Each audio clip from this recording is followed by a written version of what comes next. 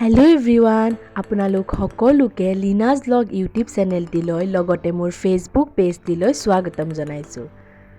সকলোকে মোৰ ফালৰ পৰা লক্ষী পূজাৰ আন্তৰিক শুভেচ্ছা জ্ঞাপন কৰিলোঁ। আজি 16 অক্টোবৰ লক্ষী পূজা, যদিও ভিডিঅ'টো দিয়াত পলম হ'ব ইডিটৰ কাৰণে। এয়া পিছফালে মোৰ পাপা আৰু ভাইটি খেলি আছে আৰু কেমেৰাৰ বেকত আছে মোৰ মা। এতিয়া আমাৰ ফালে লক্ষী পূজাৰ নিয়ম অনুসৰি এনেকৈ লক্ষী আদৰি ঘৰলৈ নিয়া হয়। সেই অনুসৰি নিয়মবোৰ সৰুকৈ ময়ে কৰিবলৈ চেষ্টা কৰিলোঁ। আপোনালোকৰ ফালে লক্ষী পূজা কেনেদৰে উদযাপন কৰিছে কমেণ্টত জনাবচোন। এনেকৈ লক্ষী আদৰি নি ঘৰৰ দুৱাৰ মুখত চাকি এগছি জ্বলোৱাটো আমাৰ নিয়ম।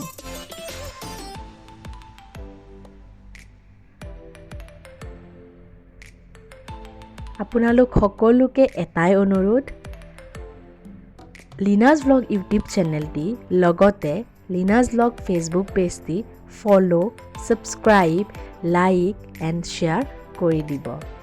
আপোনালোকৰ মৰম আশীৰ্বাদ আমাৰ কাৰণে যথেষ্ট সঁহাৰিমূলক। ভিডিঅ'টি ভাল পালে লাইক, শ্বেয়াৰ, কমেণ্ট সকলোবোৰ কৰি দিব। এয়া নিয়মবোৰ দেখিলেই নহয়। এয়া ঘৰৰ দুৱাৰ মুখত চাকি এগছি, ধানৰ বাতি, চাউলৰ বাতি, এইবিলাক আমাৰ নিয়ম হয়। যিহেতু আমি